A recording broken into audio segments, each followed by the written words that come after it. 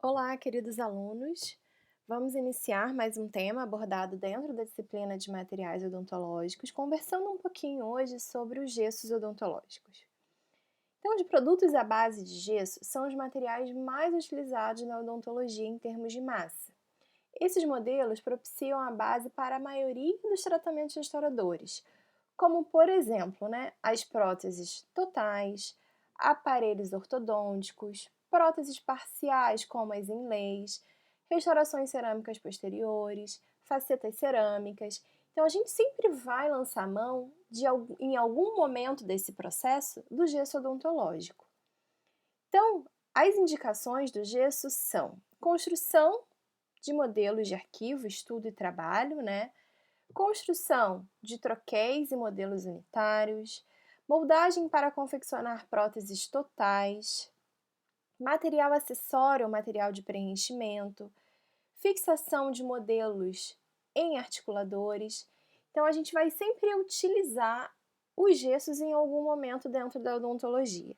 Quando a gente fala de montagem de modelos em articuladores, a gente vai estar usando o gesso em duas etapas. Primeiro, para confeccionar esse modelo de gesso e segundo, para fixar esse modelo de gesso no articulador. Então, como é que funciona o gesso odontológico? Então, o nome dele, gesso, nada mais é do que o diidratado de sulfato de cálcio. A gente chama de gesso, mas o nome dele correto é diidratado de sulfato de cálcio, conhecido na natureza como gipsita. Então, esse mineral, a gipsita, ela é extraída de várias partes do mundo, onde ela pode apresentar essa coloração de branca a translúcida, podendo ser incolor. Pode também ter um tom mais para o branco acinzentado, amarelado, chegando até um tom mais acastanhado. Então, dentro da natureza, a gente faz a extração desse mineral para ter a confecção de um gesso, do pó desse gesso. Então, como é que funciona essa produção? A produção do gesso ela vai vir através de um processo chamado de calcinação. A calcinação é um processo de aquecimento de um material sólido para eliminar componentes tais como a água e o dióxido de carbono. Essa eliminação de componentes são componentes voláteis que, quando a gente aquece, a gente perde esses componentes. E, nesse caso, os componentes perdidos serão a água e o dióxido de carbono. Comercialmente falando, vai ocorrer essa extração da gipsita da natureza, ela vai ser moída, então ela sofre um processo chamado de moagem, e depois ela é submetida a temperaturas entre 110 e 130 graus Celsius. Então, esse processo, comercialmente falando, é o que vai dar para a gente, ao final disso, o pó de gesso.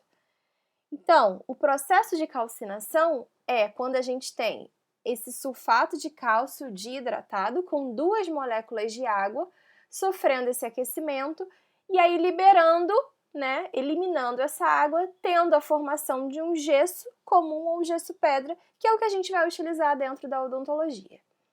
Então, a partir destes processos assim de formação do gesso, a gente vai ter a formação, por exemplo, de um gesso chamado gesso comum, ou gesso tipo 2, ou gesso Paris.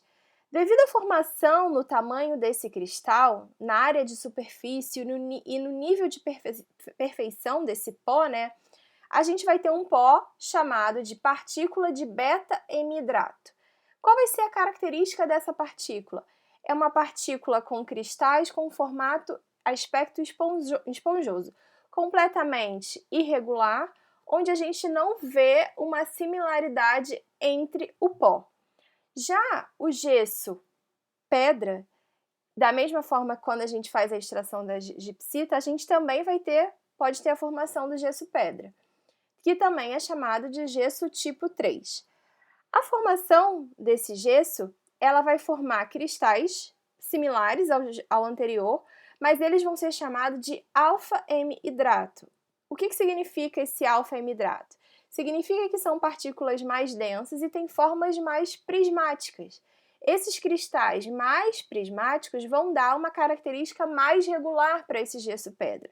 Então, se eu vier numa crescente, o gesso pedra ele é mais regular do que o gesso comum. Além disso, a gente também vai ter o gesso pedra modificado. Quando que a gente vai ter esse gesso pedra? quando no processo de calcinação, que é o processo de confecção do gesso, a gente acrescentar uma solução de cloreto de cálcio. Então, a gente vai ter a formação desse gesso pedra modificado, que também pode ser chamado de gesso tipo 4 ou gesso especial. Os cristais de hemidrato desse tipo de gesso, ele também vai ser um alfa-hemidrato modificado, onde essas partículas elas são mais cúbicas, mais curtas e mais grossas, né, diferente das anteriores. E aí, ele vai ter um aspecto o quê? Mais regular. Então, ele tem uma área de superfície reduzida. Então, se eu tenho uma área, se eu tenho um pedaço de material que é todo irregular, quando eu estico ele numa linha reta, eu tenho uma área de superfície muito longa. Se eu tenho um material que ele é mais regular, quando eu estico ele numa linha reta, essa área de superfície é o quê? Reduzida. Então, quando eu tenho uma área de superfície reduzida, significa que durante o momento de mistura desse material, eu vou ter uma fluidez muito maior do que eu estivesse trabalhando com partículas irregulares. Então, dentro da escala de materiais regulares, eu tenho o mais regular, o gesso pedra modificado, em seguida o gesso tipo 3 e em seguida o gesso tipo 2. Então, vamos lá. Sabendo de todos os tipos de gesso que nós podemos ter, para que a gente tenha, na verdade, o gesso rígido, eu preciso que ocorra uma reação de presa, porque até agora a gente estava falando do pó do gesso, mas a gente ainda não estava falando do material massa rígida. Então, para isso, a gente vai ter essa reação.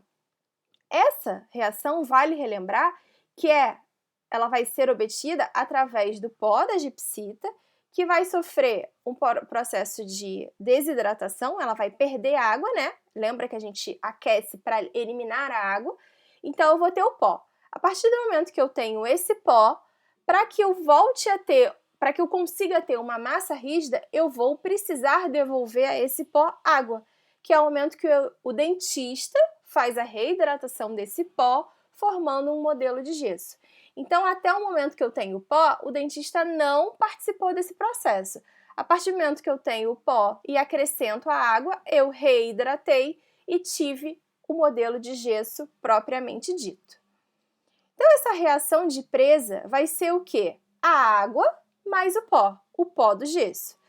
Então, toda vez que eu trabalho com esse água e pó, eu inicio esse pó, que é o hemidrato ou hemihidratado de sulfato de cálcio, que quando ele é acrescentado à água, eu tenho a formação do dihidrato ou dihidratado de sulfato de cálcio, que vai se caracterizar, né, pela formação de cristais que vão se compactando até formar a massa rígida, que é produzida através da reação de presa, reação de cristalização ou reação de endurecimento desse material. Então, durante esta reação, vai ter a liberação de calor e aí a gente vai ter o resultado final, que é o nosso modelo de gesso. Então, dentre essa reação de presa, a gente precisa ter alguns cuidados, né? Por quê? Para que eu tenha um hemidrato, que é o pó, e a água, que eles tenham uma mistura uniforme, eu preciso ter uma reação homogênea. Isso também mantém o estado que eu consiga trabalhar por maior tempo possível para poder fazer o vazamento de um modelo de gesso. Então, é necessário que a gente entenda que nessa reação de presa eu vou ter vários estágios.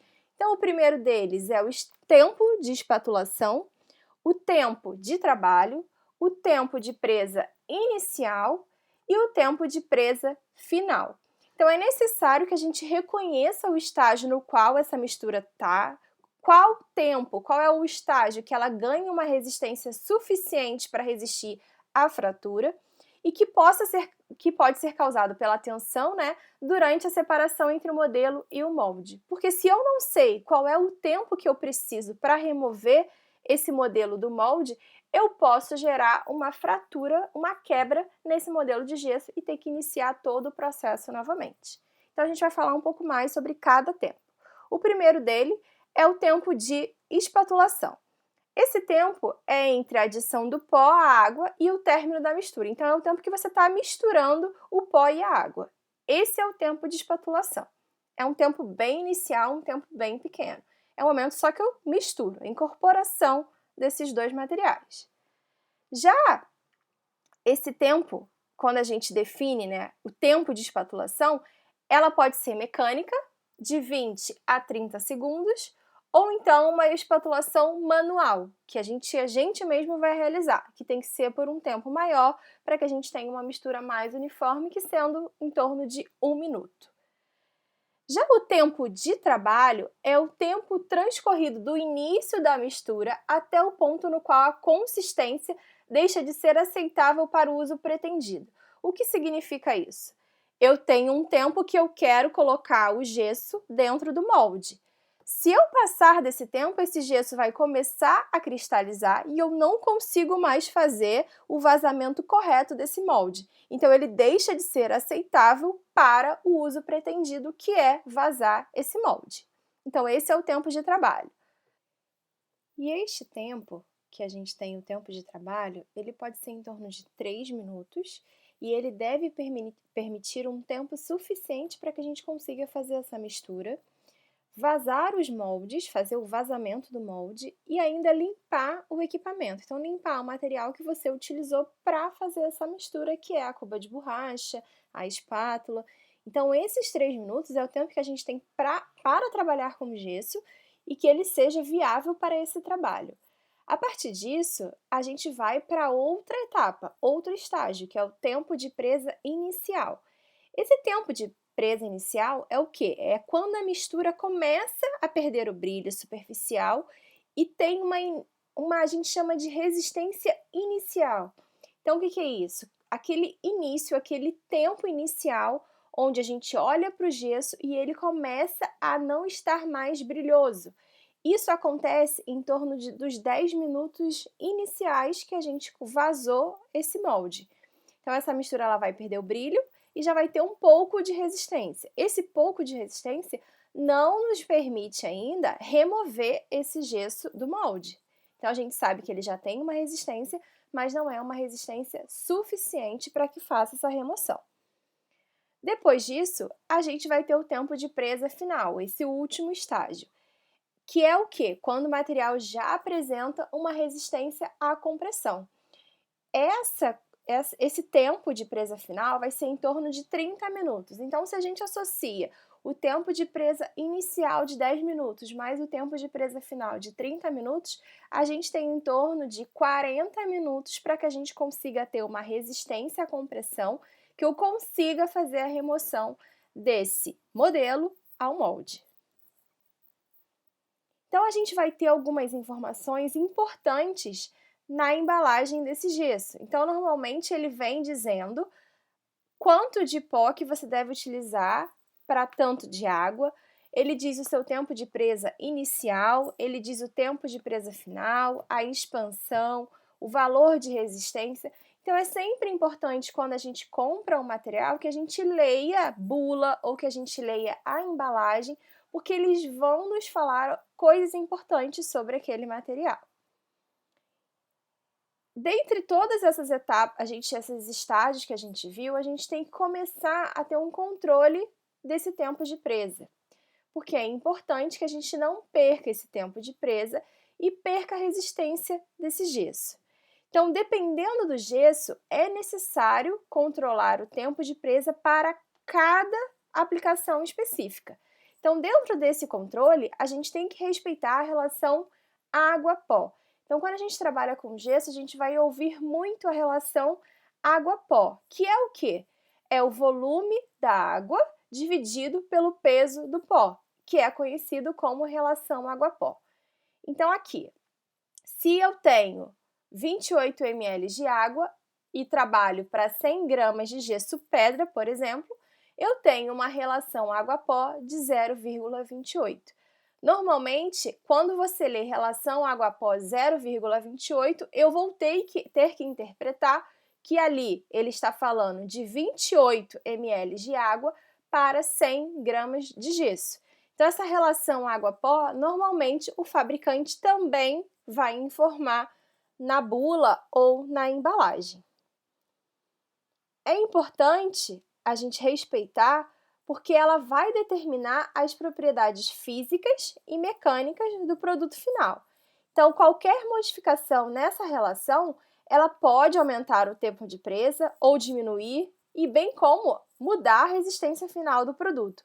Por isso que a gente orienta a não, muita gente que já pode trabalhar em consultório como auxiliar, às vezes vai e enche a cuba de água a olho, não faz a medição correta. Quando a gente faz isso, a gente está alterando a relação água-pó. Quando eu altero a relação água-pó, eu aumento ou diminuo o tempo de presa do material e, principalmente, eu modifico a resistência desse material. Então, se eu tenho uma resistência, que eu acredito que com 40 minutos eu possa trabalhar, se eu modifico essa relação, eu posso estar diminuindo ou aumentando. Não a resistência, mas aumentando o tempo que eu consiga remover esse material do molde. Além disso, a gente tem que pensar na expansão de presa. O que é isso? Expansão de presa é toda vez que quando a gente vaza um modelo, o gesso ele vai reagir, ele vai ter uma cristalização e ele vai tomar presa em contato com o ar, né? Então, essa expansão de presa, ela vai ocorrer independente do tipo de gesso. Sempre vai acontecer. E ela acontece durante o processo de cristalização. Então, o processo de cristalização nada mais é quando a gente adiciona a água ao pó. De acordo com o material que você vai utilizar, ela sempre vai acontecer. Então, essa variação pode ser de 0,06% para o gesso especial, que é onde a gente tem partículas mais uniformes. Então, essa expansão dentro do gesso especial ela é baixa. Já para o gesso comum, a gente vai ter uma expansão em torno de 0,5%. Isso vai acontecer para todos os gessos especiais e para todos os gessos comuns. Se a gente modifica, por exemplo, modifiquei a relação água-pó, eu estou aumentando essa expansão linear. Aumentando essa expansão linear, eu posso estar modificando a resistência desse material. Então, concluindo que a expansão linear ela é proporcional ao tipo de partícula do pó. Se eu tenho uma partícula de pó mais uniforme, essa expansão é menor. Se eu tenho uma partícula menos uniforme, essa expansão vai ser maior. Ela também é influenciada pela quantidade de água utilizada na proporção água-pó. Então, quanto maior o volume de água que eu utilizo durante a mistura, maior será a expansão. Então, não modifiquem o volume de água quando vocês estiverem fazendo a mistura do pó à água. Outro tópico muito importante é sobre a resistência do gesso. Essa resistência que a gente está comentando, ela acontece após a cristalização, sendo expressa em resistência à compressão. Então, a resistência do gesso comum ou pedra, ela aumenta rapidamente à medida que o material cristaliza após o tempo de presa inicial. Então, inicialmente eu tenho o tempo de presa inicial, tenho o tempo de presa final, que vai dar a resistência desse material.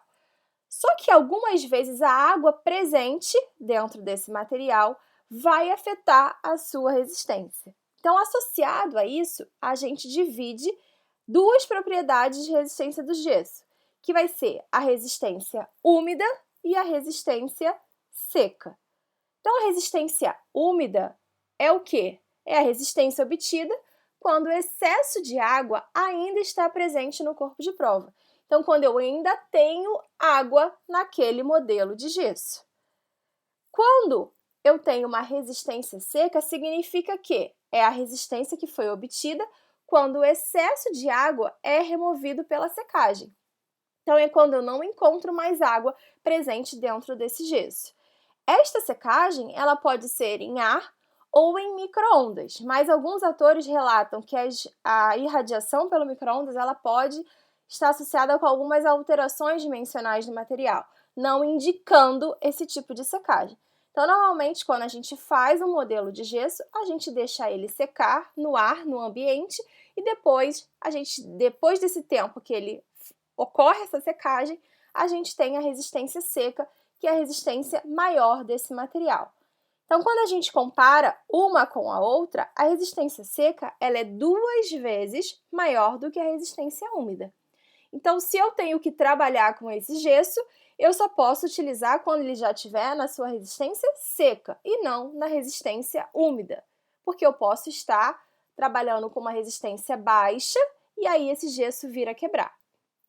Então, isso aqui é só uma tabela para a gente verificar que, dependendo do período de secagem, a gente vai aumentando a resistência à compressão desse gesso. Então, com 2 horas, eu consigo ter uma resistência ainda muito baixa. Então, vai passando de 4 a 8, 16, a gente vai tendo um aumento nessa resistência. E a partir das 24 horas que você fez esse vazamento do gesso, eu tenho uma resistência à compressão que é tolerável ao trabalho. Então, a partir das 24 horas, eu já posso mexer nesse gesso. Então, por exemplo, se eu fiz esse modelo de gesso com o intuito de esculpir, de modificar, eu só posso começar a trabalhar com esse gesso a partir de um dia de ter finalizado esse vazamento, tá? Outra coisa importante é que se eu modifico a relação água-pó, o que eu faço? Eu diminuo a resistência à compressão. Então, mais uma vez eu vou enfatizar. Se a gente aumentar a quantidade de água, então se a gente faz isso a olho nu, a gente vai sempre estar modificando a resistência à compressão. Então, aqui, essa relação água-pó de 0,45 significa que eu tenho uma resistência à compressão a 26,2 megapascal. Se eu aumento essa relação água-pó, eu estou diminuindo a resistência à compressão, ela cai para 17. E quando eu faço 0,80, eu caio para 11. Então, quanto maior a relação água-pó, menor é a resistência seca desse material. Então, não vamos modificar a quantidade de água indicada pelo fabricante, tá? Mais uma característica importante do gesso é a porosidade do gesso, que é o quê? É o espaço existente entre os cristais formados durante a cristalização. O gesso comum, sem dúvida, vai ser o gesso que vai mais apresentar porosidade, porque a gente tem partículas grandes e esponjosas. Já o gesso pedra, ele tem partículas menores e mais regulares. Por isso, ele vai utilizar menos água durante a espatulação. Consequentemente, ele vai ter menor porosidade. Porém, ele ainda é um gesso as partículas são ainda menores e mais regulares. Então, a gente sabe que a porosidade do gesso, ela vai existir, tá? Então, a gente tem que ter cuidado para não modificar. Então, todos os tipos de gesso, eles são porosos após a presa. Então, se eu aumento a relação água-pó, eu faço o quê? Eu aumento essa porosidade. Então, se o gesso já é poroso, se eu modificar essa relação, eu vou deixar ele ainda mais poroso, tá? Então, vamos para os tipos de gesso que a gente pode utilizar dentro da odontologia. A gente vai ter o gesso para moldagem, ou gesso tipo 1, o gesso tipo 2, ou o gesso comum, o gesso pedra, ou gesso tipo 3, gesso pedra de alta resistência, ou gesso tipo 4, e gesso pedra de alta resistência e alta expansão, do tipo 5.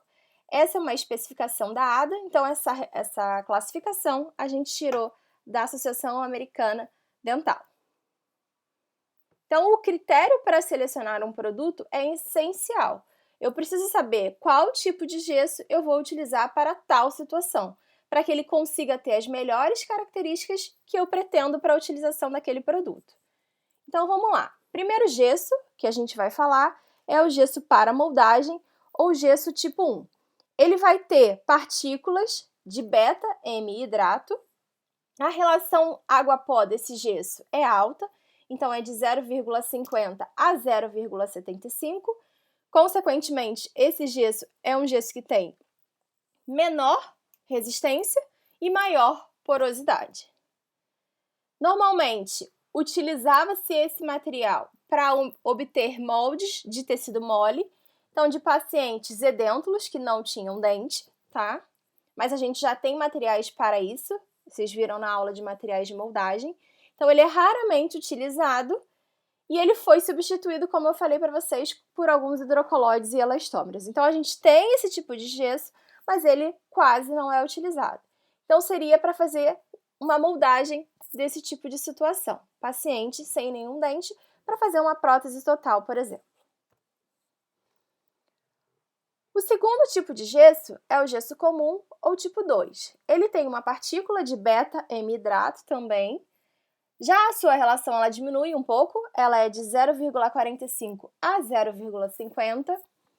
Ela vai ser utilizada para obter moldes para preencher muflas ou para modelos para ortodontia. Quando a gente inicia um tratamento ortodôntico, a gente faz aquele levantamento e aí a gente pode lançar mão desse tipo de gesso e normalmente ele tem a cor branca, tá? Então a gente pode utilizar para preenchimento de muflas, isso é uma mufla, ou então na parte ortodôntica para fazer os modelos de ortodontia. Já o gesso pedra, o gesso tipo 3, ele já tem partículas de alfa-hemidrato. A relação água-pó também já diminuiu, ela é de 0,28 a 0,30. A gente vai lançar mão dele para fazer modelos para prótese total e modelo de estudo. Normalmente ele é colorido, tá? E ele tem uma resistência à compressão mínima após 1 hora de 20,7 megapascal. E ele tem, então, inicialmente já uma resistência muito boa. E a resistência final dele, que é quando a gente tem a resistência final desse material, é em torno de 34,5 megapascal. Então, aqui, quando a gente faz modelos para prótese total, quando a gente quer fazer um modelo de estudo, que é quando a gente molda um paciente e começa a entender o que está acontecendo na boca daquele paciente, eu quero trabalhar nesse gesso, então eu posso lançar mão desse tipo de material, tá? Para fazer um enceramento, por exemplo, ou então só para que eu consiga visualizar o paciente sem estar com ele presente no meu consultório, por isso que a gente chama de modelo de estudo, onde a gente vai analisar a situação clínica do paciente. Já o quarto gesso, ou gesso pedra de alta resistência, ou tipo 4, ele tem partículas de alfa-hemidrato modificado. A relação água-pó é de 0,22 a 0,24, então vamos lá lembrar, toda vez que a relação água-pó é baixa, significa que esse gesso vai ter uma resistência maior. Normalmente a gente utiliza eles para fazer troquel, e a resistência à compressão, dureza e expansão de presa mínima, ele já vai apresentar no início daquela resistência inicial desse material. A resistência à compressão mínima após 1 hora é de 34,5 megapascal, que essa era a resistência final após 24 horas do gesso tipo 3. Então, a gente vê que esse gesso pedra de alta resistência, após 1 hora, a resistência dele já é muito boa.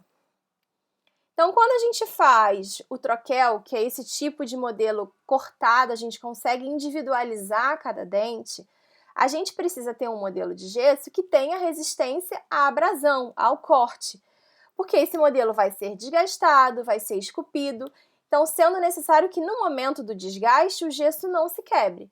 Se eu tenho um gesso de baixa resistência, eu posso estar fazendo esses cortes e o gesso quebrar ou esfarelar, e aí a gente vai perder a fidelidade do que tinha em boca. Então é importante que para essas situações a gente utilize um gesso de alta resistência. Então essa também é uma situação que a gente precisa utilizar o gesso tipo 4. Então a gente vê que ele tem diversas cores, tá? A gente utiliza ele também quando está confeccionando restaurações cerâmicas, por exemplo, que a gente vai precisar fazer uma boa adaptação, a gente precisa de uma alta fidelidade, a gente utiliza os gessos tipo 4. Já o último gesso, que é o gesso pedra de alta resistência e alta expansão, ou gesso tipo 5, ele também apresenta partículas de alfa-hemidrato modificado. A relação água-pó é de 0,18 a 0,22. Normalmente, ele vai ser utilizado para ligas metálicas, para compensar a contração do material. Por isso que ele tem uma expansão, essa expansão compensa a contração de materiais metálicos.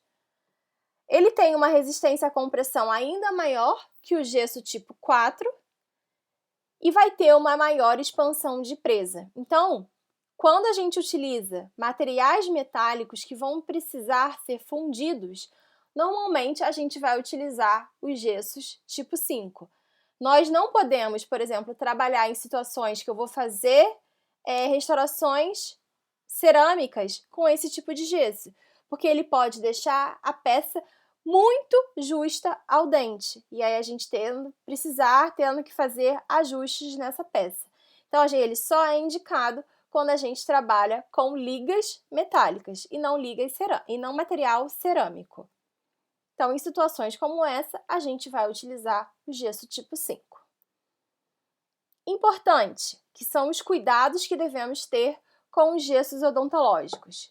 O gesso, em contato com o ar, com o meio ambiente, ele absorve a água.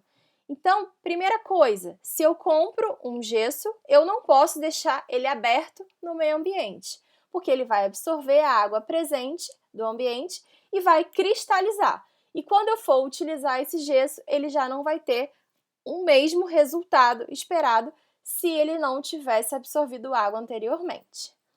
Então, a umidade relativa acima de 70% já começa a reação de presa desse material. Então, se eu deixo ele aberto, em contato com a nossa umidade do ambiente, ele já começa a reação de presa. Então, é importante que a partir do momento que eu abra esse material, esse saco do gesso, né, ou aonde ele vier, eu consiga depois deixar ele bem fechado, hermético, para que não tenha contato com a umidade. Então, a gente vai tentar armazenar em umidade relativa até 70%, acima disso vai começar a cristalização, e aí a gente tentar utilizar sempre frascos fechados. Então, se eu abrir e ele é um saco, né, porque às vezes vem em saco, às vezes vem em pote. Se for em pote é mais fácil, a gente consegue fechar. Se for no saco, indico a vocês a comprarem aqueles potes herméticos que a gente consegue fechar e vedar da umidade. A relação água-pó, outro tipo de cuidado que a gente sempre tem que ter, né? Sempre vão ser medidos, então a gente vai utilizar uma balança para o pó e uma proveta graduada para o líquido. Então, a balança, onde a gente vai mensurar o peso do pó, certo? E essa proveta, ou medidor de água, para que a gente consiga utilizar exatamente a indicação necessária para aquele gesso, para que essa relação água-pó não seja modificada. Para a manipulação, nós vamos utilizar um grau de borracha e uma espátula de metal. E aí que vem a primeira dúvida. Qual vai ser a situação? Vai ser a água incorporada ao pó ou o pó incorporado à água? Então, vamos lá. A gente vai fazer o pó incorporado à água. Então, o pó é adicionado lentamente sobre a água para que consiga ter o molhamento de todo esse pó, tá? A gente vai fazer uma espatulação vigorosa contra as paredes daquele grau de borracha para garantir o molhamento de todo o pó. E aí, com isso, eu vou tendo uma massa lisa dessa mistura dentro de 1 minuto, que é o tempo de espatulação que a gente tem para a utilização desse material. Então, aqui a gente vai ver um videozinho, né, de manipulação desse material, de como vai ser utilizado.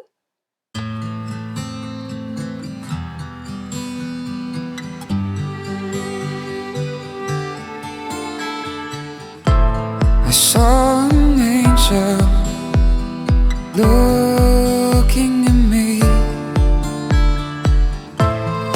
All she wanted was to go to the sea. Don't worry, Mom, 'cause I'm not afraid.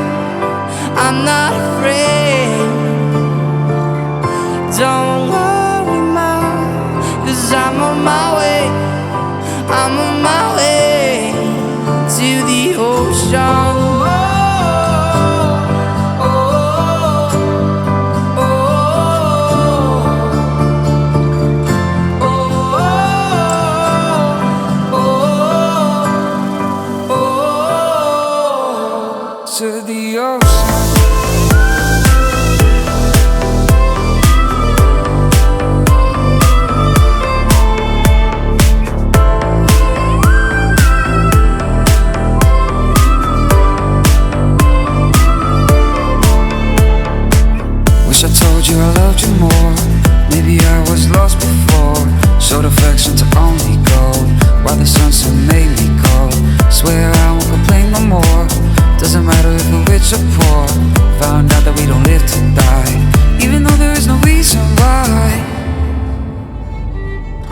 Don't worry, Mom, 'cause I'm not afraid.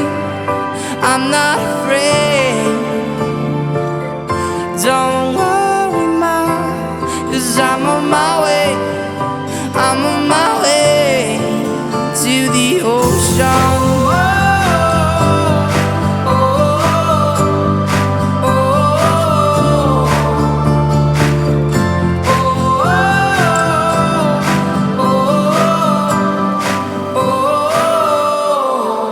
To the ocean.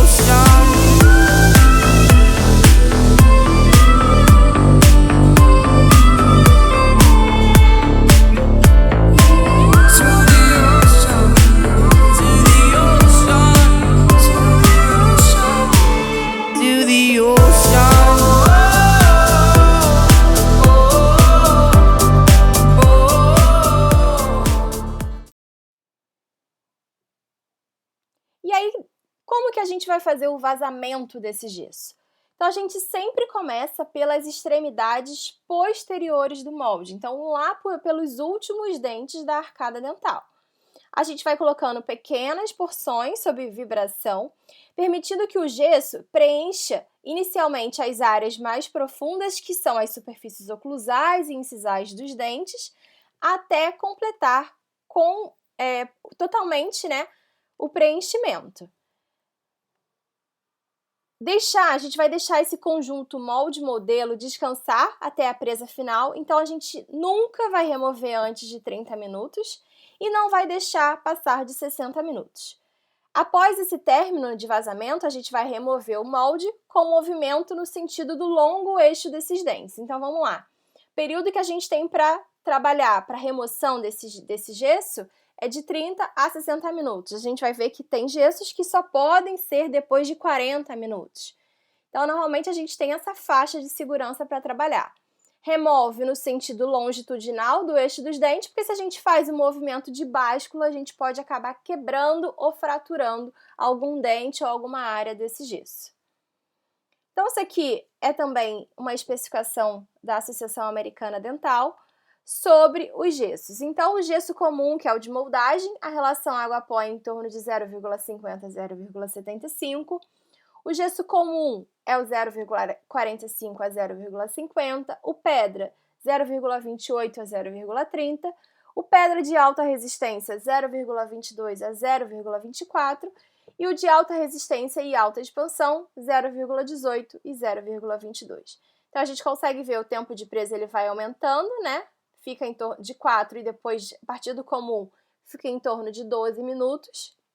E a resistência à compressão após 1 hora, a gente vê que ela também é maior, de acordo que a gente vai aumentando as características de partículas desse gesso. Então, melhor característica sobre essas partículas, maior vai ser a resistência desse gesso. Então, a gente tem aqui algumas marcas comerciais, né? Então a gente pode ver que pode ser vendido em sacos, em potes que são fechados, né? Mas é sempre importante manter esse gesso em um pote hermético que não tenha contato com o ar. Então, o que eu venho dizer para vocês hoje sobre a aula de gessos odontológicos é que quando, por exemplo, eu tenho uma sequência clínica de fazer um bom preparo, uma boa afastamento desse tecido gengival, faço uma moldagem, e aí eu envio essa moldagem para o laboratório. Se esse laboratório erra naquela penúltima etapa ali, que é o gesso, todo esse processo anterior que eu tive, todos os meus cuidados, eu vou perder. Então é importante a gente saber trabalhar, saber o tipo de gesso para que eu consiga ter um resultado final satisfatório e que compense todo aquele trabalho que foi realizado. Então era isso que eu tinha para falar para vocês sobre gessos odontológicos e qualquer dúvida estamos à disposição. Boa aula e bom descanso!